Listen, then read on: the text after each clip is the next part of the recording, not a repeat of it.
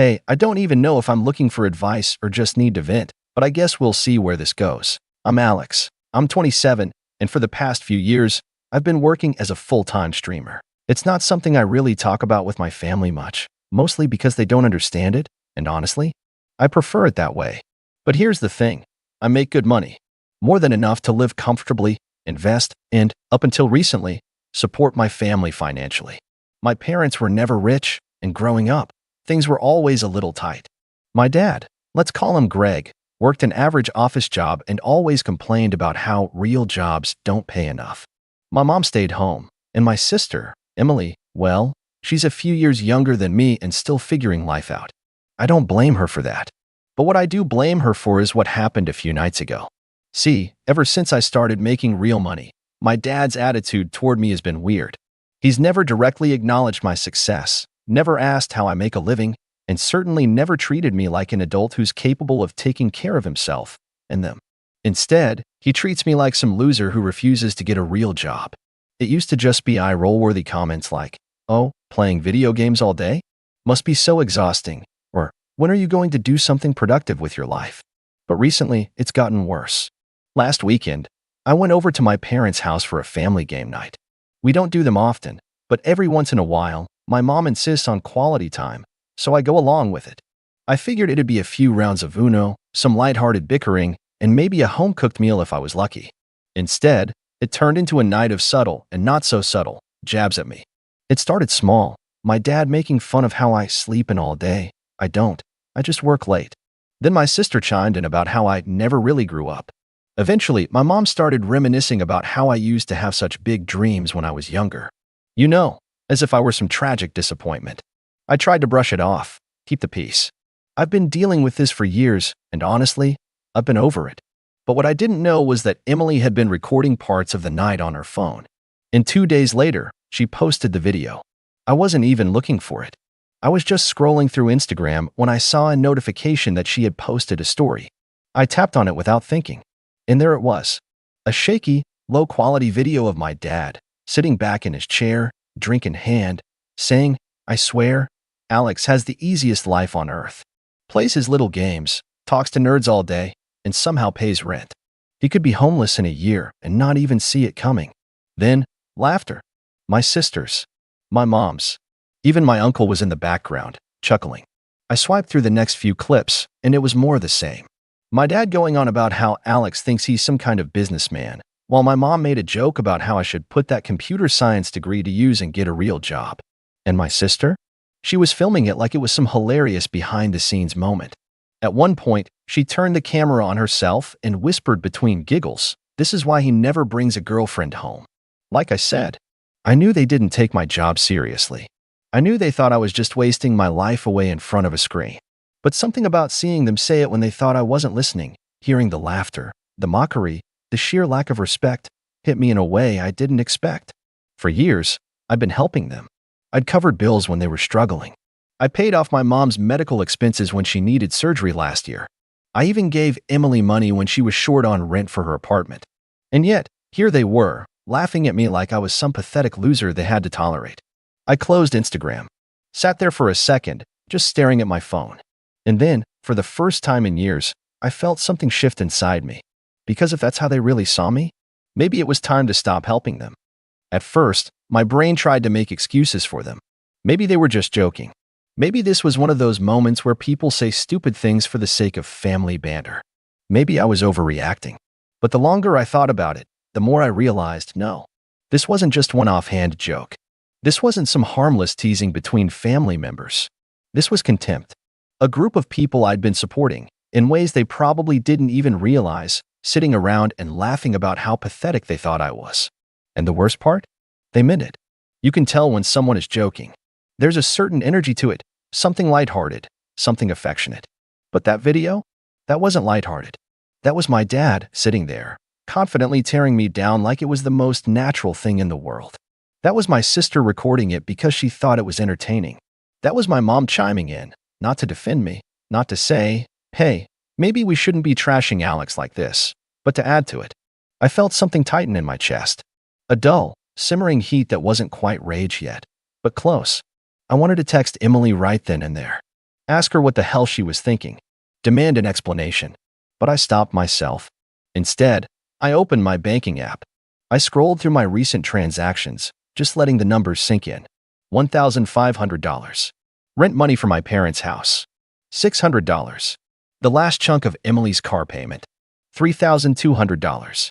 A credit card bill my dad had forgotten to pay. $250. Groceries, from when my mom called saying they were short last month. Line after line. A quiet, damning list of all the ways I'd been helping them. All the times they'd come to me with a small favor or an unexpected expense that they just couldn't handle on their own. And for years, I'd said yes. Every single time. Because I wanted to help. Because they were my family. Because no matter how dismissive my dad was, no matter how little respect they showed me, I convinced myself that I was doing the right thing. That someday, they'd see I wasn't some lazy failure. But now, staring at that video, at those transactions, it hit me. They weren't ever going to see me differently. Not unless I made them. I took a breath. Then another. And then, finally, I did something I should have done a long time ago. I opened my group chat with my parents and my sister.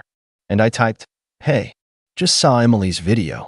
Didn't realize you all thought so little of me." 3 little dots appeared almost instantly. My mom, typing. Then they vanished. Then my sister started. Then stopped. Finally, my dad replied, "Oh, you saw that? Come on. Don't be so sensitive. We were just joking around." I stared at the screen. Joking. Right. Before I could respond, Emily chimed in. "Yeah, it wasn't serious, LOL. You know how dad gets after a few drinks." That heat in my chest burned a little hotter. Funny. I don't remember it being a joke when you needed money for rent last month. Another pause. Longer this time. Then, "Dude, seriously? You're mad over a stupid video?" I clenched my jaw. This wasn't just about the video. It was about the years of disrespect. The years of being treated like some kind of joke, even while I was the one making sure they could pay rent, keep the lights on, buy groceries. And they still didn't get it. So I typed one last message. "I'll make this simple. If you think my job is so embarrassing, you won't have to worry about it anymore. Don't ask me for another cent." Then, before they could respond, I muted the chat. And for the first time in years, I felt something like relief. Of course, I knew this wasn't over. Not by a long shot.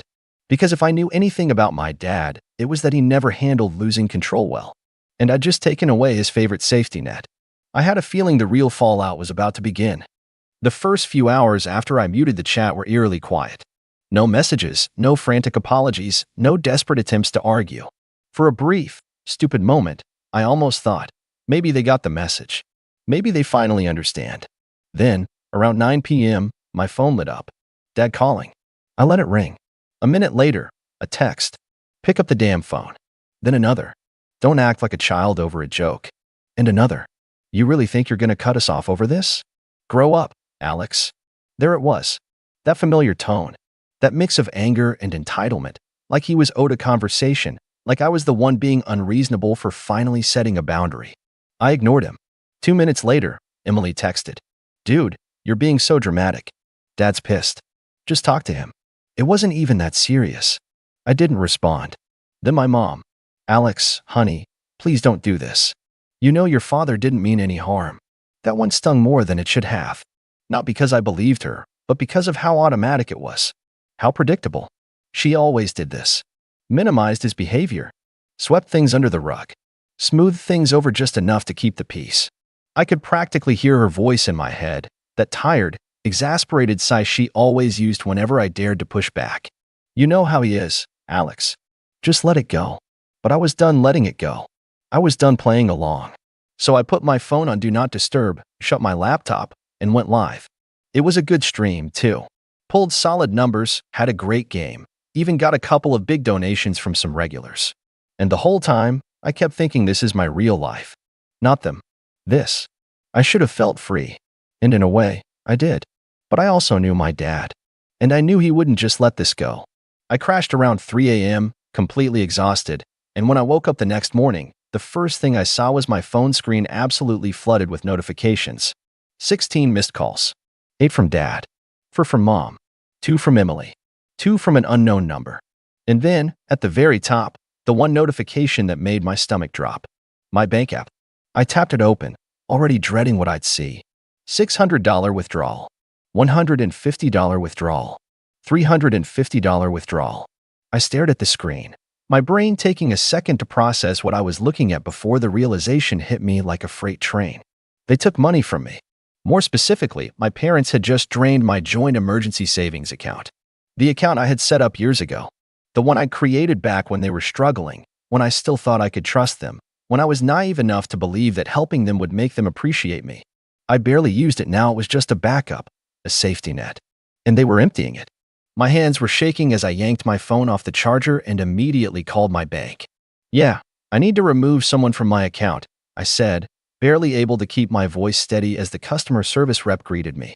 They started asking for security details, confirming my identity, all that standard stuff, but I could barely focus.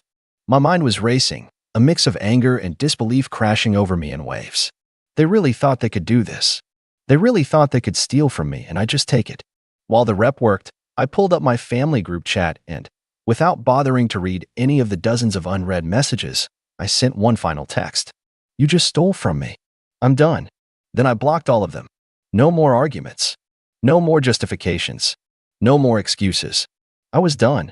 But deep down, I knew this wasn't over. People like my dad? They don't just walk away when you take away their control. And sure enough, later that afternoon, I heard it. A loud, angry knock at my door. Not the casual kind, not someone dropping by for a visit. This was insistent, demanding. I already knew who it was before I even checked. But still, I looked through the peephole anyway, just to confirm. And there he was, my father, standing on my doorstep, jaw clenched, face red, fist practically trembling at his sides. He didn't look angry, he looked furious. And I had a feeling this was about to get a lot worse. I stood there, staring through the peephole, my heart pounding. I wasn't scared, at least, not in the way he wanted me to be. But there was something about the way he stood there, his whole body practically vibrating with anger, that made my blood run cold. He didn't just look pissed.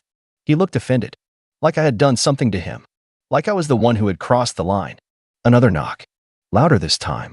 "Alex, open the damn door." His voice was sharp, clipped. A voice I'd heard my entire life, a voice that always expected to be obeyed. He pounded his fist against the door again. "I know you're in there." I took a deep breath, trying to decide what to do. My first instinct was to ignore him, let him rage out there until he got bored and left. But I knew my dad. That wasn't going to happen. He would stay. He would yell. He would escalate. And I wasn't about to have my neighbors calling the cops because my father didn't know how to take no for an answer. So I unlocked the door. The second I cracked it open, he shoved his way inside. I barely had time to step back before he was already in my apartment, standing in my living room like he owned the place. "What is wrong with you?" he demanded, his voice low but seething. His hands were clenched into fists at his sides, his whole body tense like he was barely holding himself back. "You blocked your mother? Your sister? After everything we've done for you?" I let out a sharp laugh. "Everything they've done for me? That was rich." "You stole from me," I said, my voice cold. "Don't act surprised that I'm cutting you off." His face twisted into something ugly, a sneer curling at his lips. "Stole from you? Don't be dramatic. That money was for the family." I felt my fingers tighten into a fist at my side. "That was my money. That I earned. That I chose to share with you when I thought you actually needed it." I took a step closer, refusing to let him tower over me like he used to when I was a kid. "But I'm done. I'm not your damn ATM. I'm not paying your bills. I'm not bailing you out anymore." He scoffed, shaking his head. "So that's it? You're just going to turn your back on us?" I felt something in me snap. "You turned your back on me." I shot back, my voice rising. "You and Emily and Mom sat there and laughed at me. You mocked me, humiliated me, and now that you're losing my money, now you suddenly care." He rolled his eyes, letting out an exasperated sigh like I was the one being ridiculous. "Jesus, Alex, it was a joke. You're really going to throw a tantrum over that?" I couldn't help but laugh, sharp, bitter, incredulous. A joke. It was always a joke when it suited them. "Yeah? Funny how it wasn't a joke when you were taking my money, though. Funny how you never had a problem with my embarrassing career when it was paying your damn rent. That was when something changed." His expression flickered, just for a second, just long enough for me to see it, uncertainty. A crack in his armor. Like for the first time, it was actually registering how serious I was. But then, just as quickly, the anger was back. He stepped closer, jabbing a finger in my chest. You wouldn't have that money if it wasn't for us, he spat. We raised you. We supported you. You wouldn't be where you are if we hadn't busted our asses putting food on the table for you. I let out a breath, shaking my head. And I paid you back. 100 times over. I took care of you. I covered your bills. I gave you everything I could. And it was never enough for you. I locked eyes with him, my voice turning ice cold. But I'm done. You don't get to insult me, steal from me, and then waltz in here acting like I owe you something. For the first time since he barged in, he didn't have a response. He just stood there, breathing hard, his face twisted in rage. But I could see something else beneath it. Realization. Because deep down, I think he finally knew I wasn't bluffing. Then, just when I thought he might actually leave, his lips curled into a smirk. You think you're so damn successful, huh? His tone was mocking now, dripping with condescension. Think you're some big-shot internet star? I didn't say anything. I just crossed my arms and waited for him to get to his point. He let out a short, bitter laugh. You think this streaming thing is gonna last forever? You think you're set for life? Let me tell you something, kid, you're nothing. You're a joke. You think these people watching you online actually care about you? The second you stop being entertaining, the second some younger, better streamer comes along, you'll be forgotten. And when that happens, he spread his arms wide, giving me that patronizing, self-satisfied grin that used to make my stomach churn as a kid. You'll come crawling back, just like I knew you would. I just stared at him for a long moment. He really believed that. He needed to believe that. Because the alternative, that I was actually successful, that I was actually better off without them, was something his ego couldn't handle. So I smiled. A slow, knowing smile that made his smirk falter just slightly. You really think that, huh? I said, my voice almost amused. You really think I need you? I took a step closer, looking him dead in the eye. You have no idea how much money I make. And that was when I saw it. That flicker of something in his expression. Greed. Curiosity. Doubt. For the first time, he actually thought about it. And that was when I knew. He wasn't here to argue. He wasn't here to make me feel guilty. He was here because he thought he could still win. But he was about to learn he had already lost. For the first time in my life, I saw something I never thought I'd see on my father's face: hesitation. Doubt. He wanted to believe I was bluffing. He needed to believe that I was still the same kid he could manipulate, that my success was temporary, that at any moment I'd come crawling back, desperate for his approval. But he wasn't stupid. He had never actually bothered to ask me about my career before, but now, standing in my apartment, my nice apartment, in a building he probably couldn't afford to rent a closet in, it was hitting him. I was doing better than him, better than all of them, and he hated it. You think you're too good for us now? His voice had lost some of its bite, but he was still trying to cling to the upper hand. You think just because you got lucky playing video games on the internet, you don't need your family anymore? I sighed, shaking my head. You don't get it, do you? This isn't about money. It's about respect. I gestured around the room. I worked my ass off for this. And instead of being happy for me, instead of being proud of me, you sat there and laughed. You treated me like a joke. I took a step closer, my voice cold. But I'm the one laughing now. His jaw clenched. You think you'll be laughing when this all falls apart? Because it will fall apart. And when it does, don't come crying to us. I tilted my head, studying him. That's funny, because I was about to say the same thing to you. He scoffed, but I saw the flash of uncertainty in his eyes. I let the silence stretch between us before I finally spoke again. You need me, I said simply. Not the other way around. His face turned red. He opened his mouth to fire back some half-baked insult, but then his phone buzzed. He pulled it out, glanced at the screen, and his scowl deepened. I smirked. That mom asking if you got me to change my mind? His grip on the phone tightened. Bingo. I crossed my arms. Let me guess, since I cut you off, the bills are stacking up. You've got debts. Maybe mom's been hounding you because suddenly, there's no money coming in to save her from herself. Maybe Emily's panicking because she lost her safety net. I let my words sink in before I delivered the final blow. How does it feel, Dad, knowing that the embarrassing failure is the only reason you weren't drowning? His breathing was heavier now, his whole body tense with rage. But he had nothing to say, because he knew I was right. I walked to the door and opened it wide. Get out. He didn't move. He just stood there, staring at me like he couldn't quite believe this was happening. Like he still thought there was a way to turn this around. You're making a mistake, Alex, he finally said, voice low. Family is all you've got. I held his gaze. That's where you're wrong. For the first time in my life, I wasn't afraid of him. I wasn't seeking his approval. I didn't care what he thought, and that scared him more than anything. He lingered for a few seconds longer, maybe hoping I'd change my mind, maybe waiting for some last-minute guilt trip to land. But I just stood there, waiting. And finally, he turned and walked out. I shut the door behind him and locked it. Then I took a deep breath. I wasn't angry anymore. I wasn't hurt. I wasn't even sad. I just felt free. I took a moment to just stand there, letting the silence settle around me. No more guilt, no more obligations, no more bending over backward for people who never cared about me in the first place. It was over. And for the first time in years, I felt like I could finally breathe. I knew they'd try to reach out again. Maybe not today, maybe not tomorrow, but eventually, when the money ran out, when things got tough, when they needed me again. But I wasn't going to be there. I had spent years supporting them, hoping they'd see my worth. But the truth was, I never needed their validation. I was successful without them. I was happy without them. And I wasn't about to let them drag me down ever again. So, what do you guys think? Did I handle this the right way? Would you have cut them off too? Or would you have given them one last chance? Let me know because honestly, I've never felt more sure about a decision in my life.